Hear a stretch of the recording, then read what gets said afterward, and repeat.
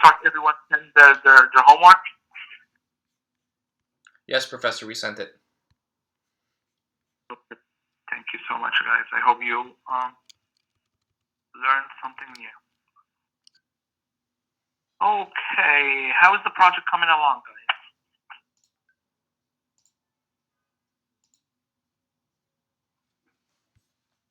Very well. Okay. Professor? Yes, sir. Professor, sorry, you said homework? I'm sorry? Did you assign homework, you said? There's a homework last week. No, 2 weeks before, right? I forgot. When was that? Yeah, 2 weeks, 2 classes ago, I'm sorry. Okay. Okay. And it was due right before the class.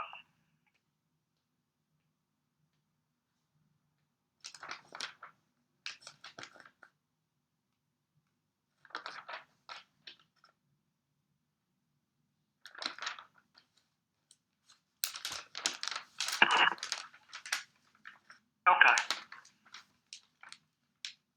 Any question in general?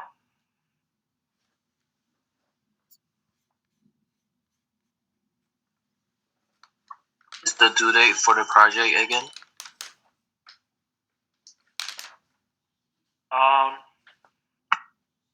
I'll be sending an email. Normally, like towards the end of like the last 1 or 2 classes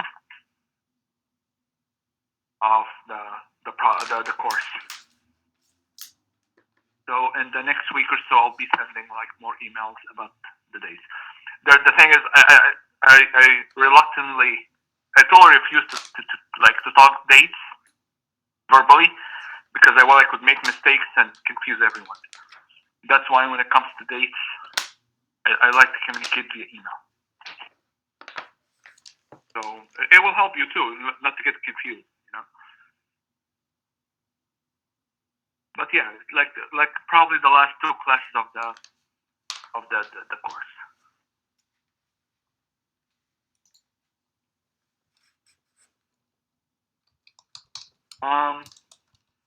And I'll be communicating more about I'll be waiting for from you for the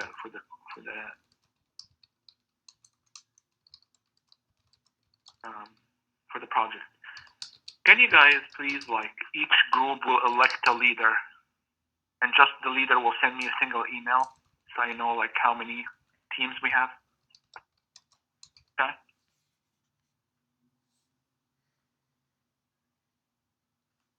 So the leader will tell me who is in his or her team. Okay.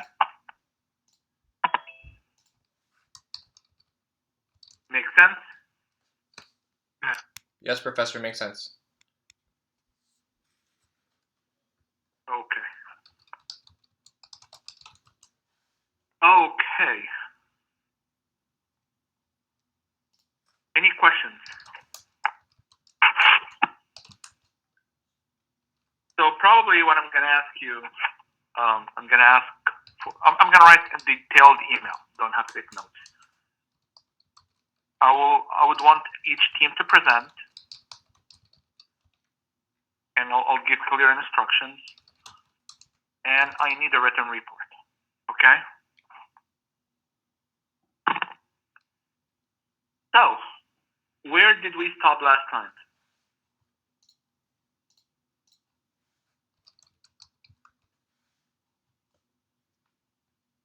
Come on, guys. You don't remember? Media access control, I think. Okay. So, media access control. So the rules of, did we talk about anything else? FDMA, TDMA? You guys remember? You don't remember?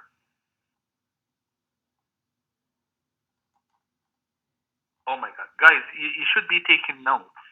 What? I'll send the deck tomorrow, but you should be taking notes. The only reason I don't see the deck, so you should be taking notes. Not write every single word after me, but take notes. That's how you're going to study. That's one big reason I don't give, most likely I don't give the slides before the course. So if you don't know where are we, that's a problem. Okay?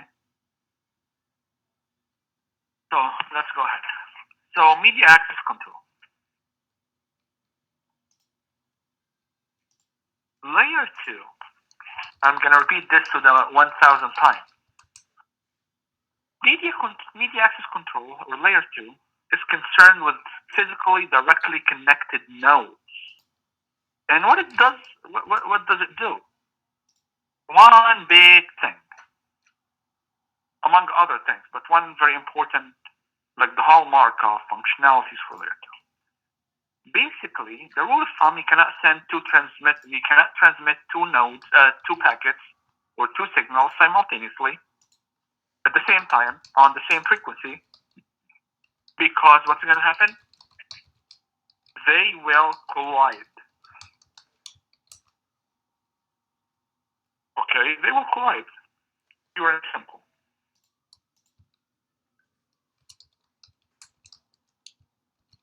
So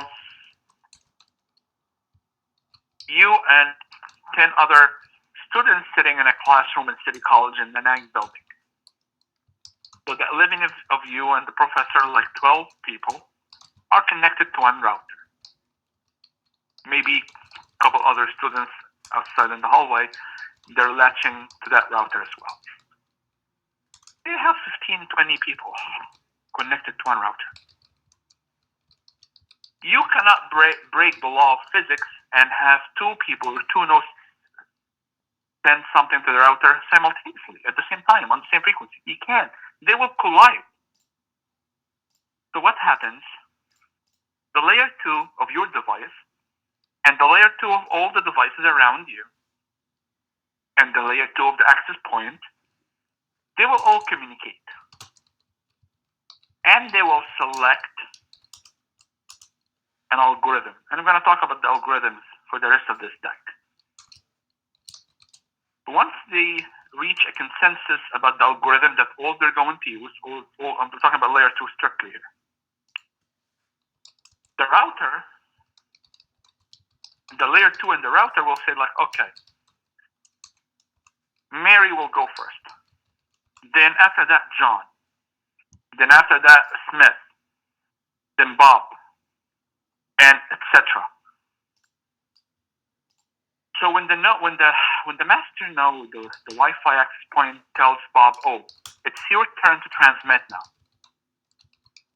All other nodes, they should refrain from transmitting, because if anyone else attempts to transmit, collision will happen.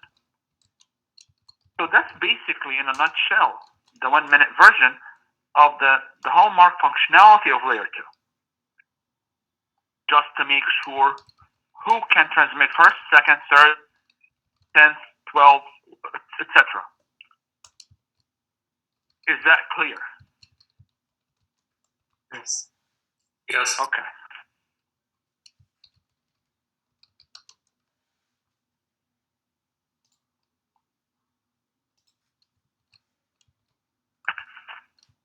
So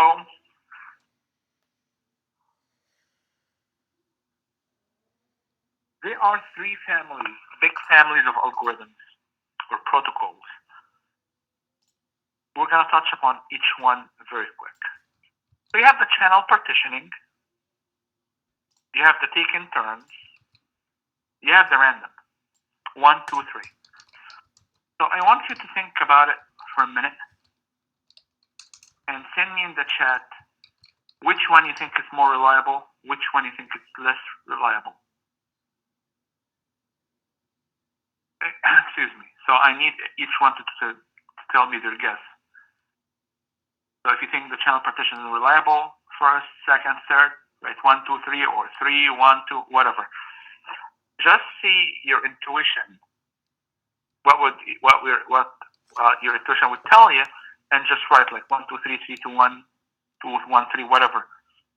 Take a minute, and I need to see your answers in the chat.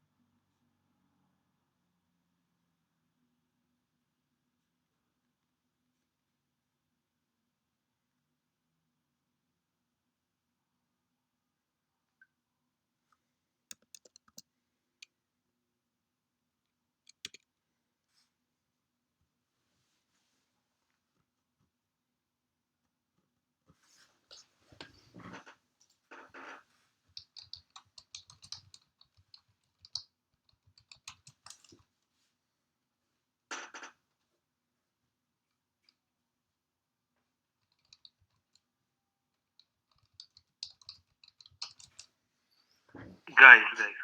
If someone tells you like send me 213 like digits, don't send them an explanation, a long explanation and sentences. You know, it's not really.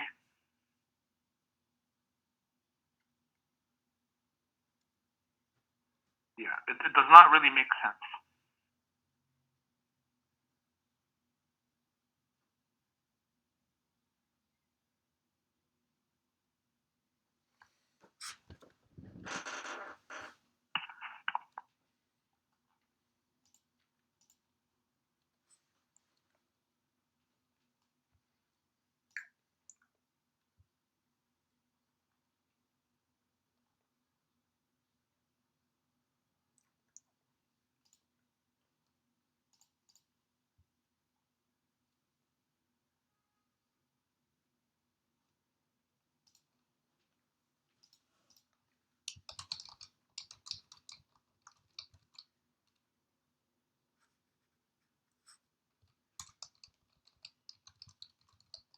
Okay, thank you so much for everyone answered. So just like a point of order. If your customer, your manager, your boss, your group, your team lead, whoever, asks you for something,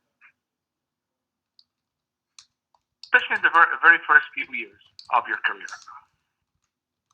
if you report to them, you have to follow what their instructions. Okay? Unless there's something really flawed with their ask. Okay? Like for me, like if my boss, if they tell me to do something, 1, 2, 3, I'll follow it. Okay? Don't.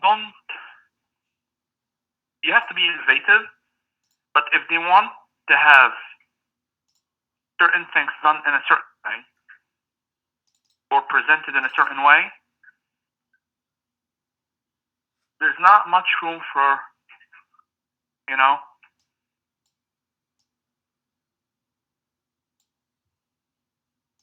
the only time you can add your own twist if you're given like, you know what, I want you to design this and just be inventive.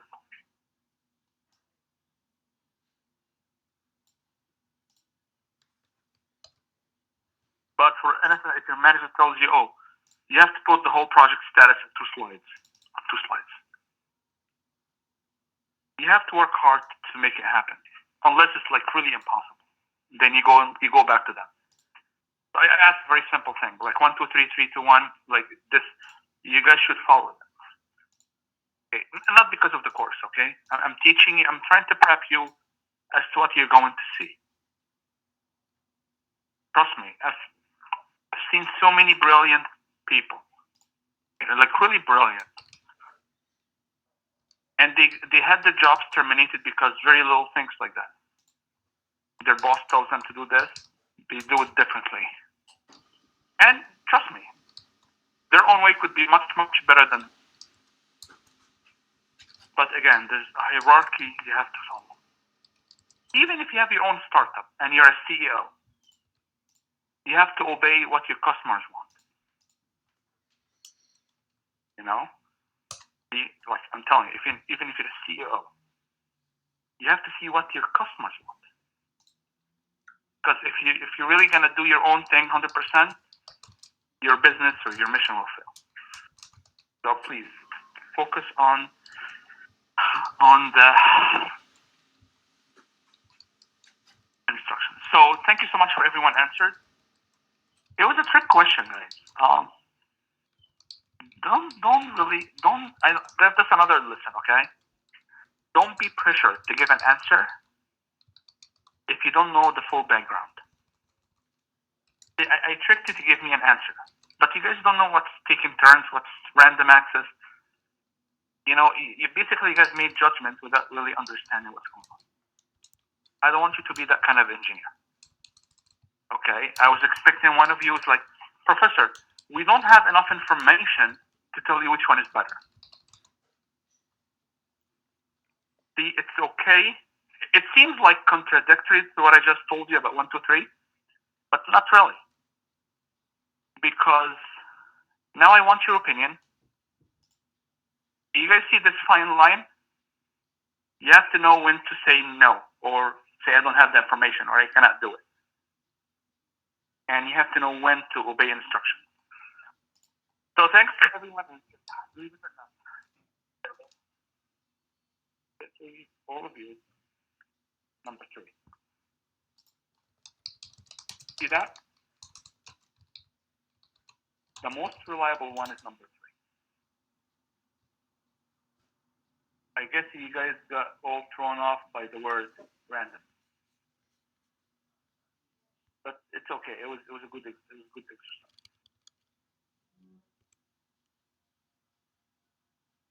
So let's study each one in detail.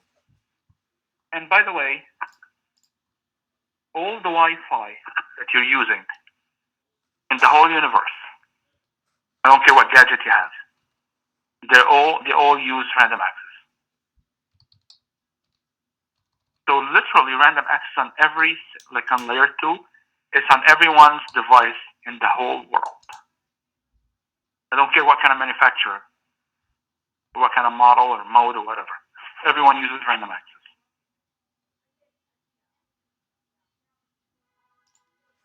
So let's see what's going on with each one of them. So on the final, I may get one of these 3. Okay? Fair enough? Yes, Professor. So the gist of the story, or the moral of the story here, if you have a question when I'm describing things, you have to stop me. Okay? So the first question will be the network design that I showed you a couple of classes ago, or the system design. And the second question will be one of these. So let's go ahead. So the first one is time division multiple access. We talked about this in modulation and multiplexing. So let me draw this quick. So TDMA is very easy, but it's kind of very inefficient as well.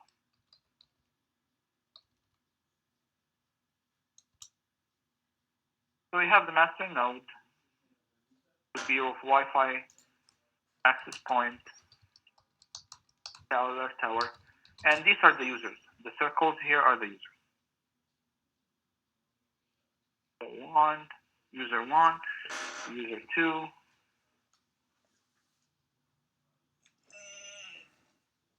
three, 4. So basically, in time slots, in TDMA, the master node divides the unit time, which is 1 second, into time slots. So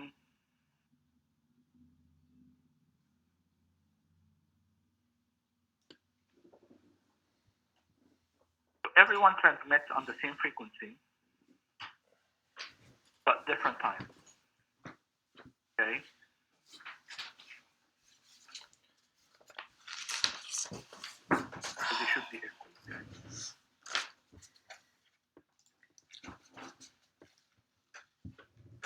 So these are time slots.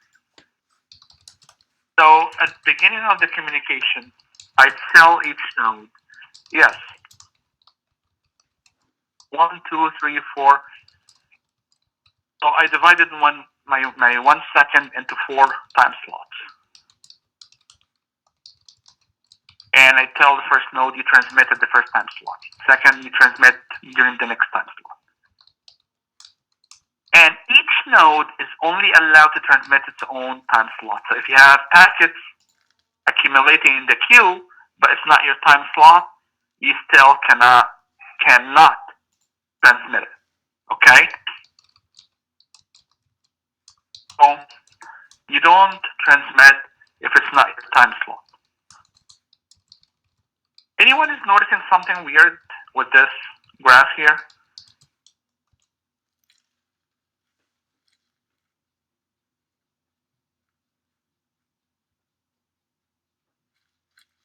Let me just make it a little clearer so you guys may be able to catch it.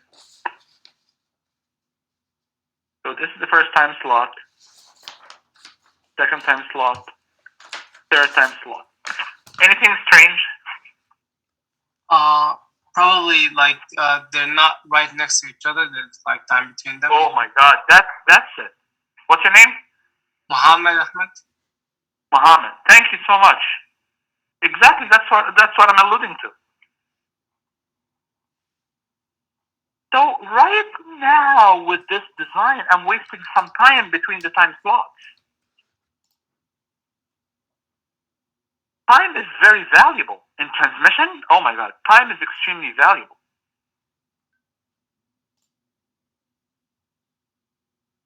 I could be transmitting something during this time in between the time slots. So thank you so much, Mohammed. That's very, very nice of you to observe that. Thank you. But anyone can guess why do I have these gaps between the time slots? So we can basically won't collide this information. We need some time, for example. Awesome. Yeah, we studied that during the division multiplexing. Thank you so much. This is great. Thank you. So basically, I'll tell you what's happening. And by the way, these time slots can make your system super fast or super slow. Because these gaps, they can go T-guard, time guard, okay? They could amount to half of the whole second. You're not transmitting anything because it's a time guard. So what's happening here? Each device we have on a very low level, like I'm talking operating system and lower, like the BIOS, you have internal clocks. So these clocks, they're required to be synced up all together with the master router in order for all of them to follow the time block. So if you tell everyone, hey, 2 o'clock and 2 minutes and 22 seconds and 0.3 milli, whatever, all the nodes should have the same accuracy and precision to follow the same clock. But in reality, that does not happen, especially with the older devices. You're going to find some clocks are off. So these time guards, in case node 1 stays a little longer when it's transmitting, so it goes beyond its assigned time slot boundary. And the second node, because of lack of precision clock sync, it will transmit early. So now we're going to have collision. So I'm trying to make the guard not as big as possible, but as small as possible. With the same time, I keep totally, if even blocks of nodes 2 and 3 or 3 and 4 or any 2 adjacent nodes not really synced up, they still do not overlap and collide. Okay?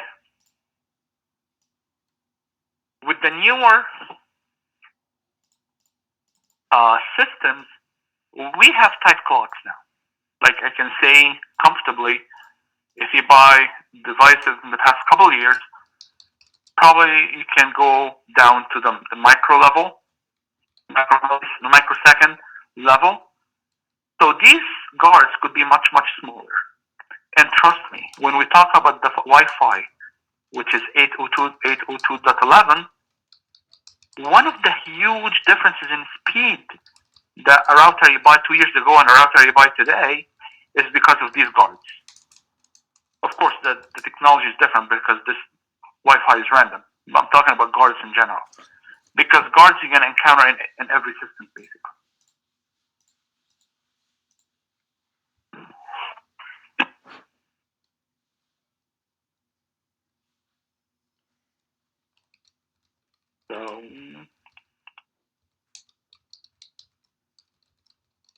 So right here, you guys see everyone transmits on the same frequency at the same and different times.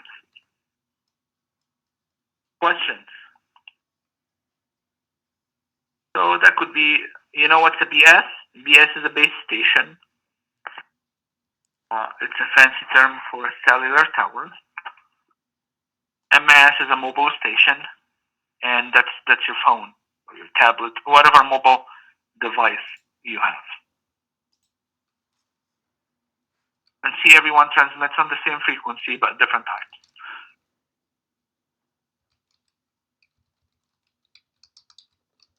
And if you look further, let's see the guard time, the head, which is the header. But our interest here is in the guard time.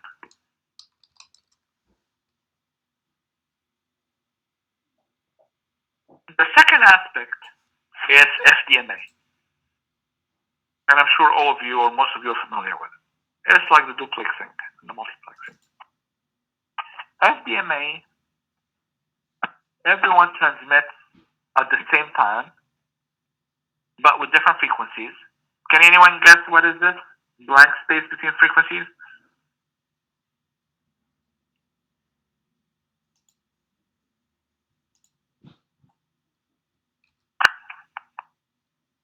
You know what, guys? I'm trying to help you, and I'm telling you what's coming on the final. I'm trying to give you hints, and I feel like you're not really interacting enough.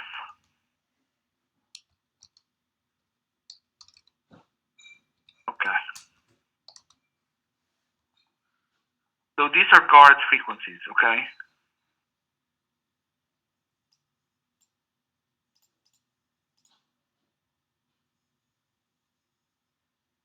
So basically,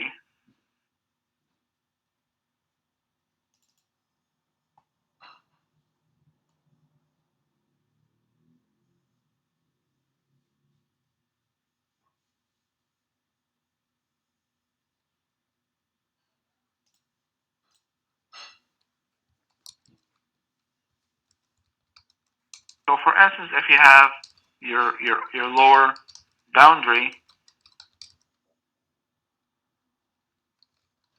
and you have your upper boundary, so your spectrum here that you're allowed to transmit is 2 megabit per second. Okay.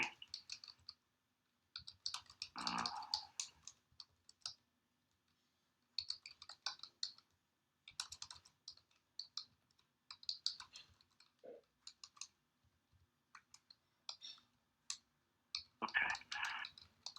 So by the time it arrives to the destination, so you try to project your antenna to transmit exactly at the middle of the spectrum, okay? But what happens, because of natural interference and man-made interference like obstructions, trees, cars, buildings, by the time it arrives, it's shifted either left or right, like this. So the thing we put like guard, you know, so here, well, that's for instance the previous frequency spectrum. So even if the signal shifts left or right, does not really go into the next frequency slot or frequency band, and collision interference will happen. So if something like this happens, so this stayed late in transmitting and they started early, you have overlap here, and that's what's called signal bleeding. Okay.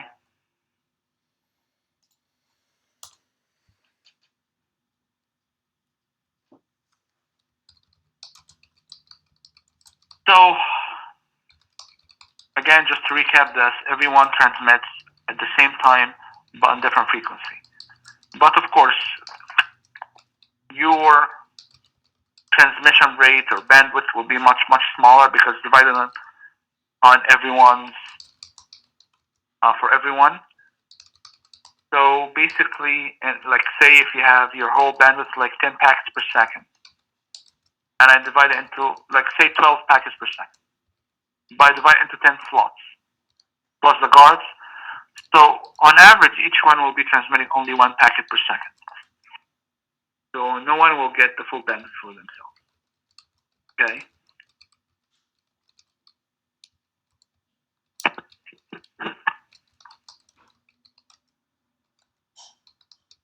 So the last one in channel partitioning is called CDMA, Code Division Multiple Access. So since we started talking about layer 2, I've been saying something. I've been saying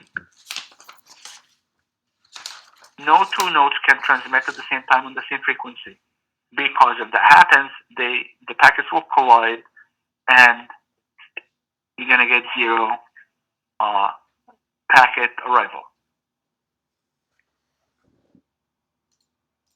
You guys can hear me, right? I'm not talking to myself. Yes. Yes, Professor. Yes, we do. Okay. So now I'm gonna tell you something different. CDMA is like magic. There's no magic. It's just mathematical, brilliant mathematical formula. And hear this. CDMA will allow everyone to transmit at the same time on the same frequency without collision.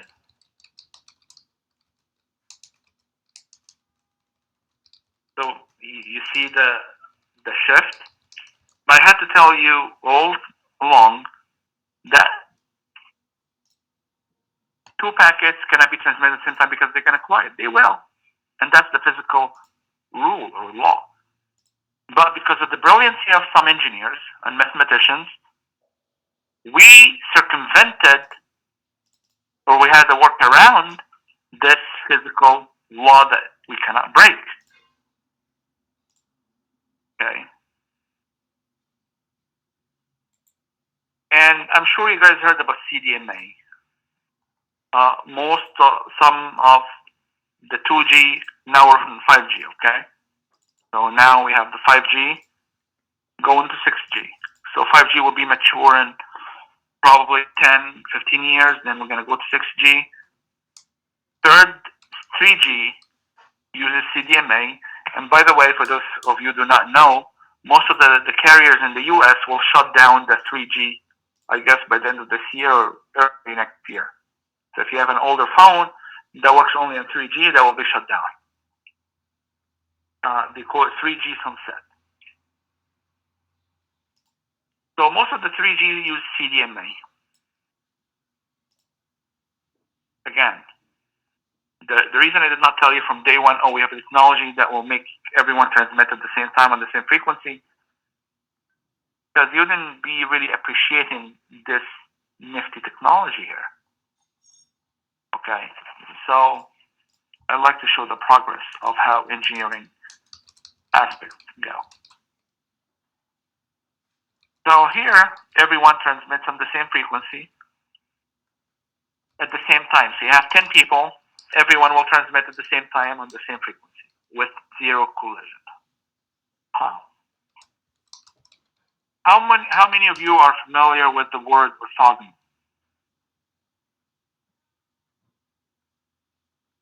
I forgot the course, the math course, probably in freshman or sophomore.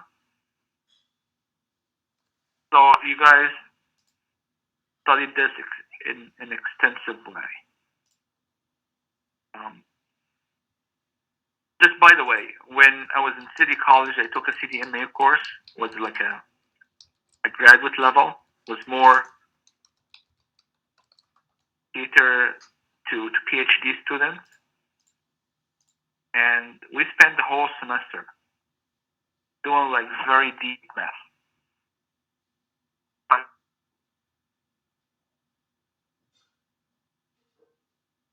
So basically, the whole CDMA technology depends on something called orthogonality. So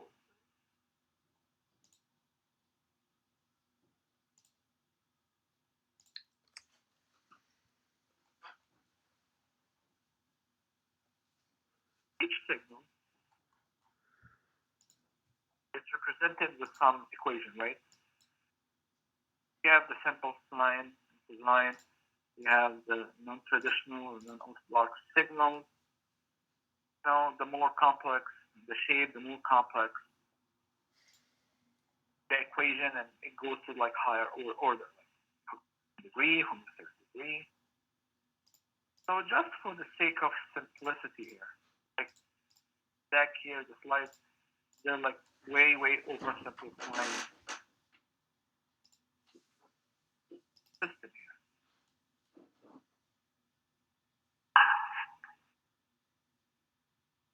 So say B is a representation of a signal, C is a representation of a signal. You have to subject these two equations to orthogonality, the orthogonality test. Multiply 1 minus 1 minus 1 minus 1 minus 1, 1, 1, 1, and add it all together. So the product of each digit or digits in corresponding position from the two equations, if both result is 0, that means those two signals are orthogonal. So the whole concept of CDMA is built on this mathematical rule. It's quite easy, not by itself easy. I mean, I'm talking about the example. It's easy to understand.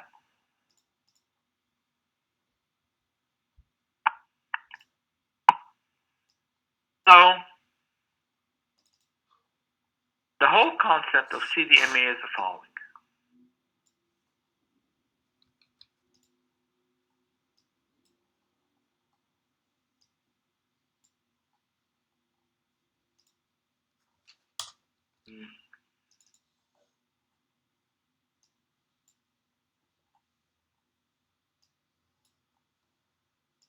So this is cellular tower. The cellular tower will create codes. So I have 10 people, or 1,000 people, or 10,000 people.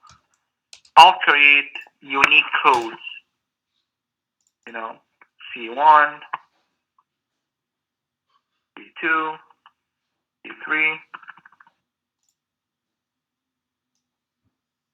etc. Okay? So see, that's a code, a Chebyshev sequence.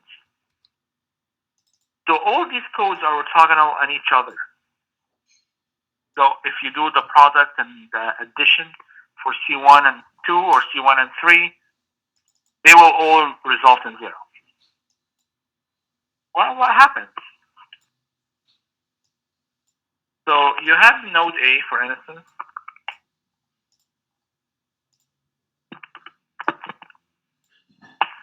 It will transmit its data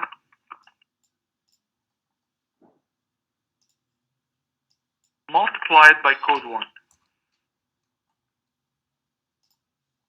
Node B will be data multiplied by code 2. So instead of transmitting only data, you'll transmit data multiplex with the code.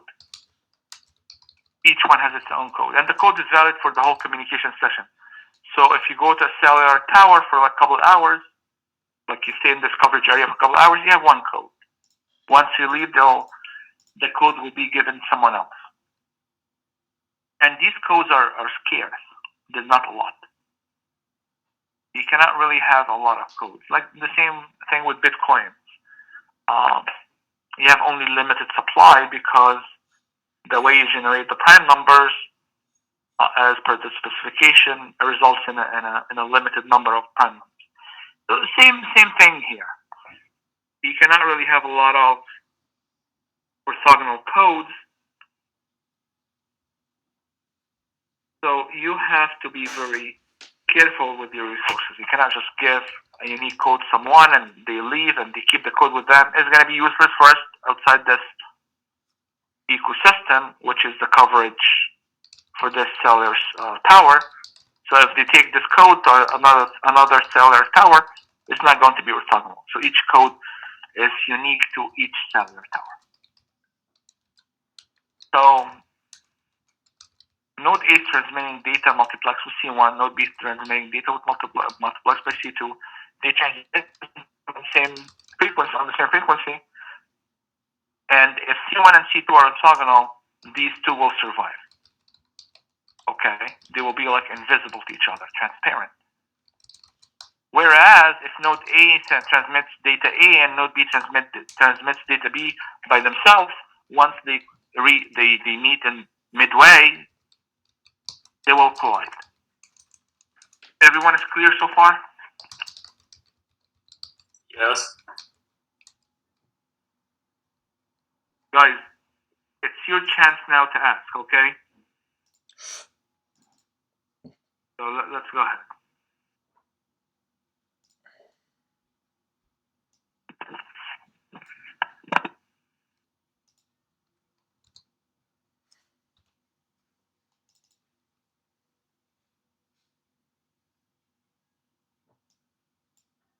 So that's what I said. So you transmit encoded data or signal or whatever, original data, that's the packet, multiplied by the code or the chipping sequence.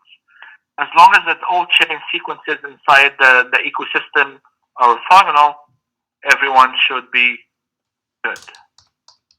Let's see an example. It's a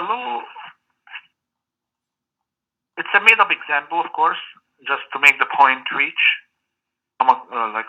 you guys. But it's a very good example. If you understand it, you pretty much understood CDMA. You know. So focus with me on this example.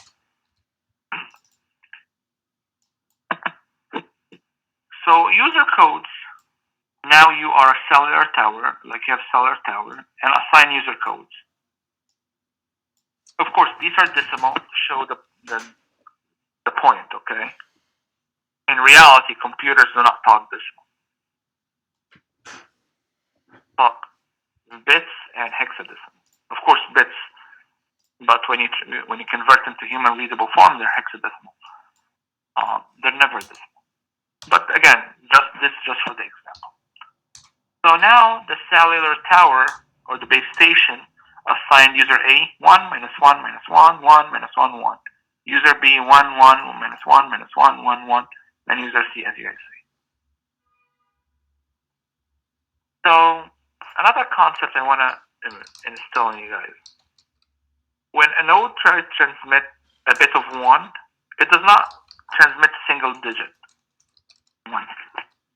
0 does not really single digit 0. It transmits a sequence. Okay, so look at this. For A to transmit 1,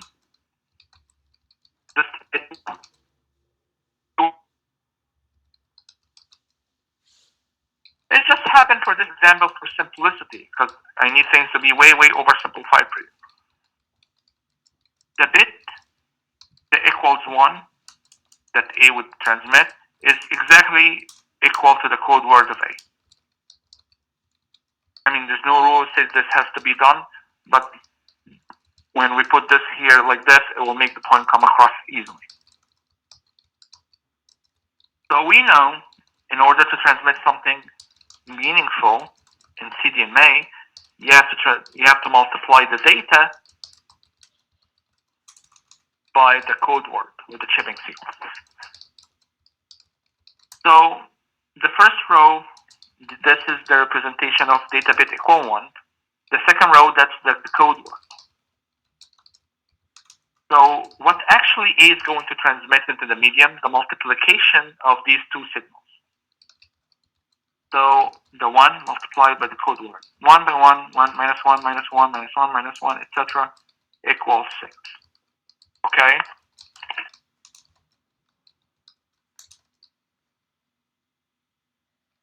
At the same time, if A wants to transmit a bit of 0, you reverse the polarity of data equal 1 for node A. So you see 1 becomes -1, -1 becomes 1, etc. The code word is the same. And the resultant will be -6. So if A is an orthogonal ecosystem and transmit 1, it will be transmitting 6. If it wants to transmit -1, it will be transmitting -6. Okay? Is that clear to everyone? Yes. Okay.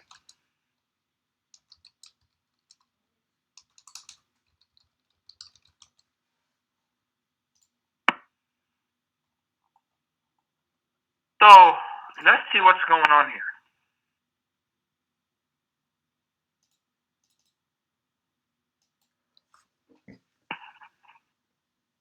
And by the way, this goes for B and C, nodes B and C.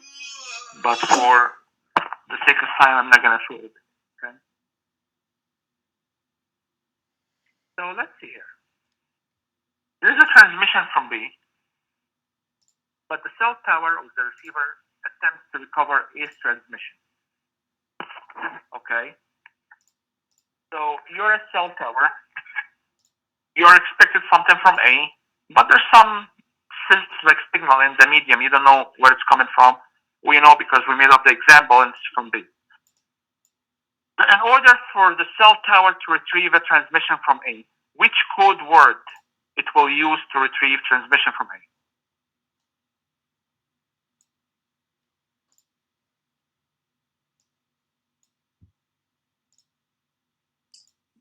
The one It was a question. was multiplied by I'm sorry? the one we multiplied. The one we supply? What do you mean? Multiplied. You have 3 codes. See, you have 3 codes. Yeah, by A. So it's we need to multiply it by A again. No, I didn't say multiply. Yes. I haven't reached that point. But you're right. So, but I haven't reached the word, like, I'm trying to go like a little slower. But thank you. Exactly. So basically, if you want to retrieve a transmission by A, you're going to use A's code word, right? If you need to retrieve a transmission by D, which code word are you going to use? D's code word, right? Yes. So let's see what happened here. So there's a transmission from B, but the cell tower is not really interested in B. Cell tower is interested in A.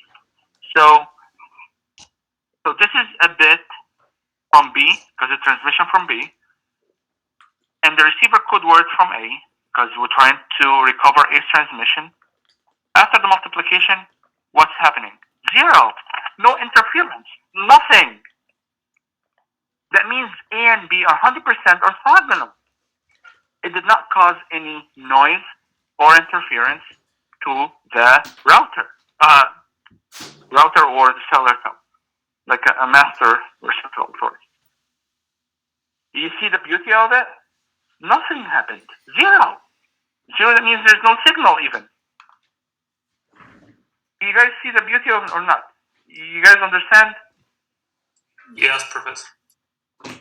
Okay, see, I'm asking 200 times, understand. And if this comes in the final, and if you guys do not get it 100%, don't blame but yourselves. Okay?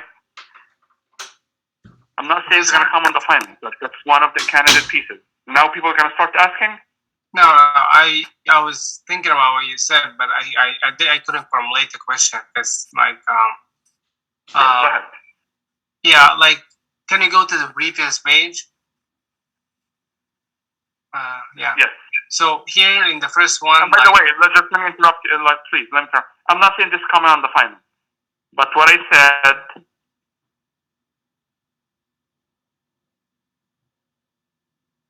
Just to be clear, one of these families will come on the final. So it could be this, could be something else. But for this deck, the high probability a question will be coming one of these 3. Okay? So it's not necessarily CDMA. Go ahead.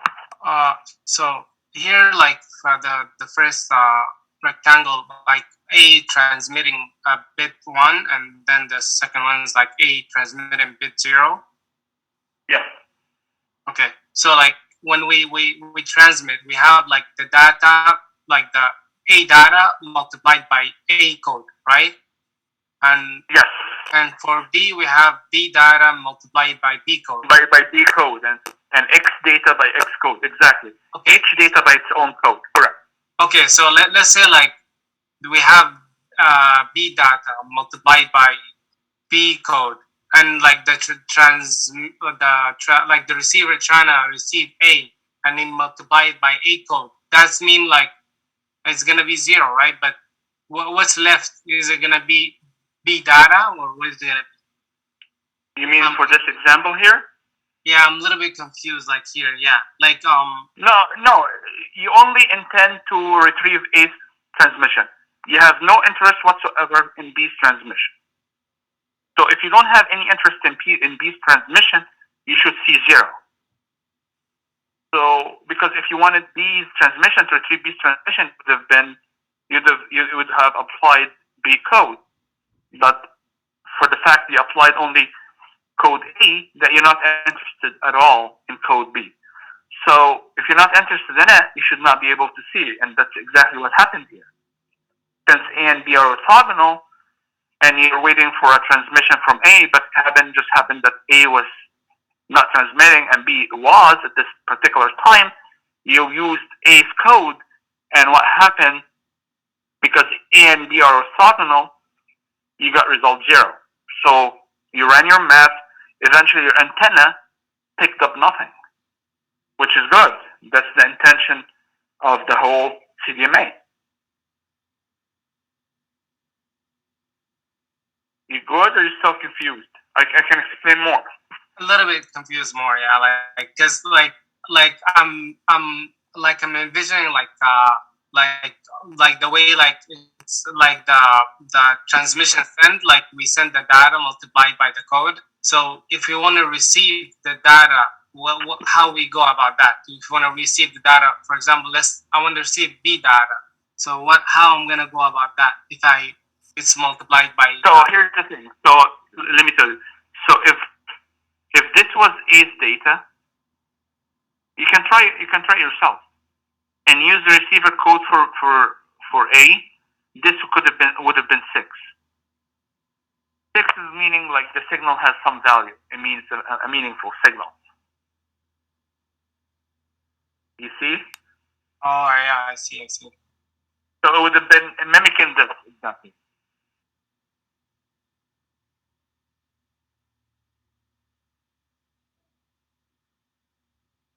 No, but more like in reverse. So, bottom line, let's see here. Transmission from C, receiver attempts to recover B's transmission. Okay? So I need to recover B's transmission.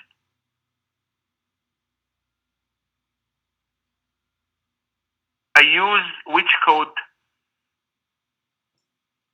B1? B code, yes. So, but it's transmission from C. And I applied B code. Guess what happened? I got some value. What that would tell me, guys?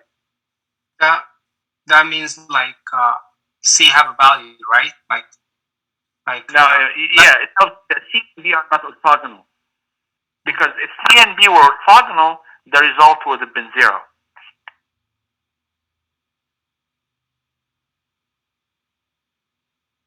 You see?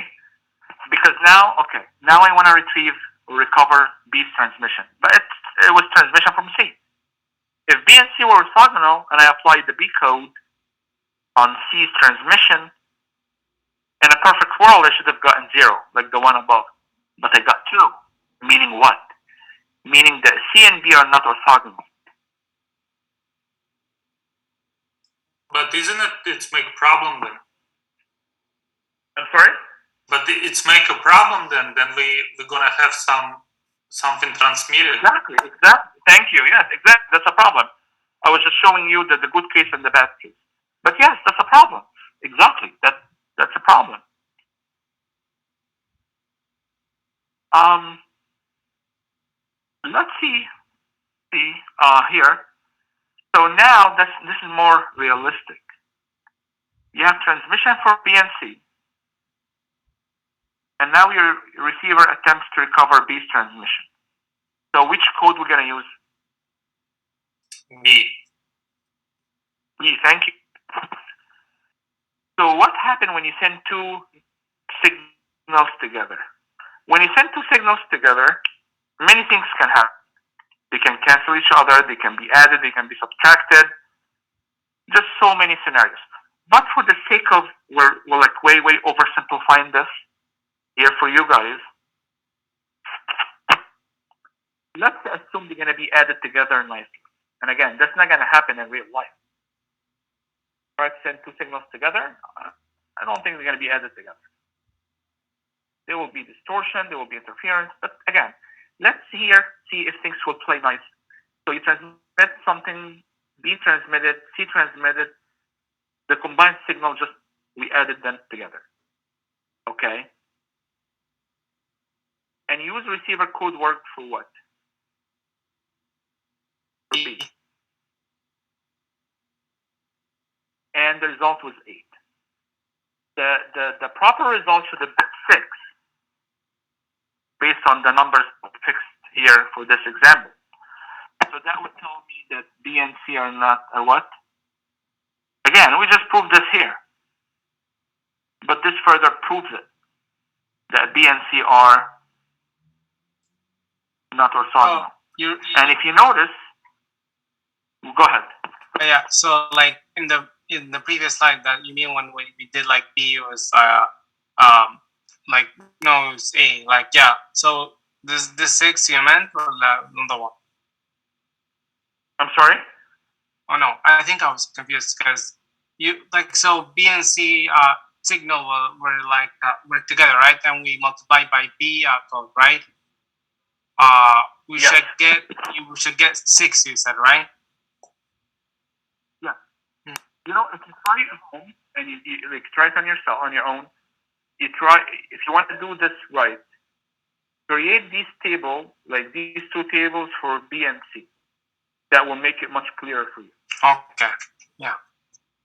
And what you do, bit 1 is equal, like for B, bit 1 equal this, and the code is equal this, and bit equal 0, just flip these down. 1 to -1 and -1 to 1. You know, it will make much sense. And again, this is like very made up. Like you don't find this example in real life at all. Like when we're talking about signals. As I was just telling you, like I had a full course, grad course for CDMA, and even then we scratched the surface of the surface. I remember the professor had like assigned a huge book, and we just covered like the whole semester, just like a couple of chapters. And it was like literally was outside this world. So you guys know, like we have 3 dimensions, right? X, Y, and Z, and of course the 4th dimension, so time, whatever. So I remember in the CDMA, in order to solve a problem, you have to assume infinite numbers of dimension in the outer space, and you project the CDMA code on an infinite number of planes. It was just like really outside of this world. Okay. And I remember the professor, like literally, he would give us the exam, and he would tell us like, get whatever you want, resources from the outside. We didn't have like a lot of cell phones back then, but he did not even mind. And you go with like all the books and print out of problems you find on the internet, and literally he would give the exam 2 or 3 questions, and he will leave the class to his office, and still it was very difficult. I'm telling you, that was like one of the most difficult courses I've taken in City College.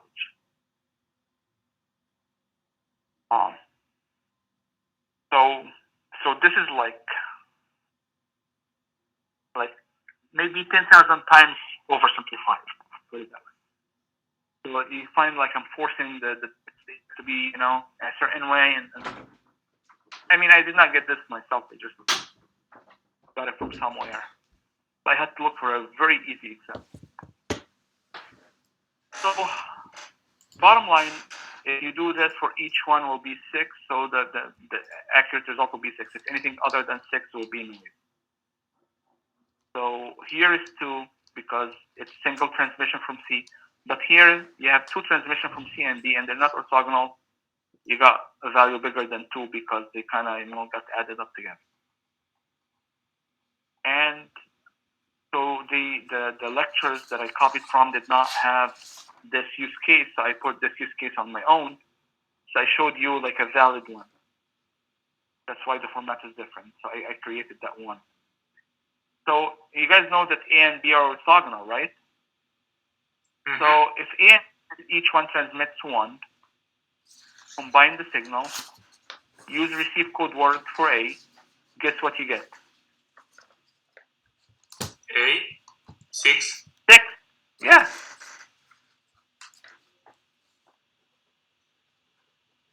You guys see? So the moral of the story, you have 100 users in a cellular coverage area. They're all orthogonal. All they can transmit at the same time on the same frequency, and the cellular tower will be able to extract what it needs exactly. If it needs the transmission from A, will get it. If it needs to extract the transmission from B, it will get it. Okay? Even if the 2 signals, they get combined, like they meet each other midway and they got combined somehow, using TDMA, you will be able mathematically to extract the original signal. If you're looking for B, it's going to be a B. If you're looking for A, it's going to be an A. As long as all of them, the signals are orthogonal. Come to the bad use case here. If the signals are not orthogonal, you'll never get the 6. So our magical number is 6. That's how this example is set up for. So if you one time you get a 2, you get a 8, but you never get 6 because they're not orthogonal. Okay? Anyway, look at it. Guys, look at it. I'll send the slides tomorrow for this. You can study it. If you feel you're not 100% on it, you let me know next class, and I'll be gladly going over this example again. Okay, but it's important for you to understand CDMA. It's not really a used technology extensively anymore, but if you understand this, you'll expand your engineering mind. Because this actually like hardcore stuff.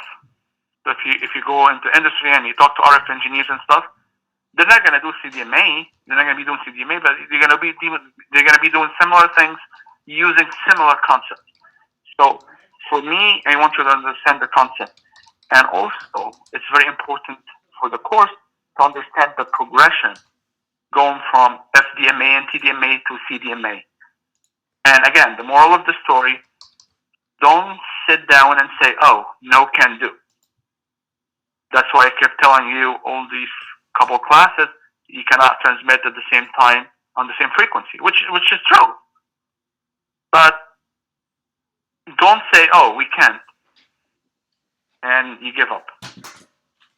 Most likely, there's an engineering solution or a mathematical solution to the problem. Even if not a solution, there will be some workaround somehow.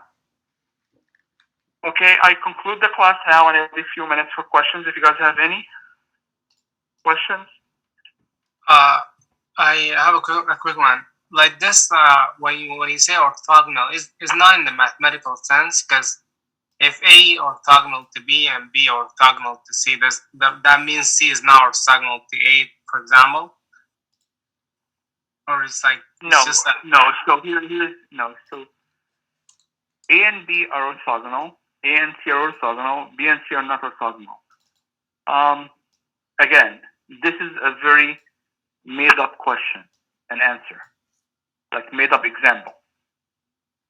Just to, like, this is not standard by any means. This is just, again, for the third time or fourth time. This is like a way oversimplified example just to show a concept to you. Because otherwise I wouldn't be able to show you the concept of orthogonal signals and how they collide and how to retrieve the signal wholesome without being corrupted. So don't get hung up on trying to apply this to real life.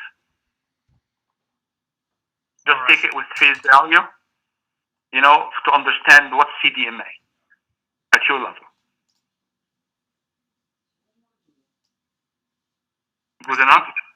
Yeah. Okay. Professor? Yep. For the team members, we're gonna submit you. We just in the subject we're gonna just say E for 60 team members and put Yes. Team members, yes. Yeah, thank you. Yeah, for 60 space team members. Thank you so much. So each team will choose a leader, and the leader will send me the names of your team. just names, Okay. nothing else. Yeah, just names, because I have not so good experience. 2 semesters ago, I had a team, actually 2 teams. For some reason, each team dropped the student. They had like some conflict or something, and they dropped students a couple of days before the due date. You know, so, and when the students talk like, oh, we never promised you're going to be with us, blah, blah, blah. So just send me this so at least I know everyone, and hopefully everything will go smooth. And also I need to organize to see like how the presentation will be divided and how many classes, stuff like that. Don't worry about the instructions of how we're going to present or how we're going to submit the project. I'm going to be sending this in a detailed email. Okay? Thank you. Thanks to you guys.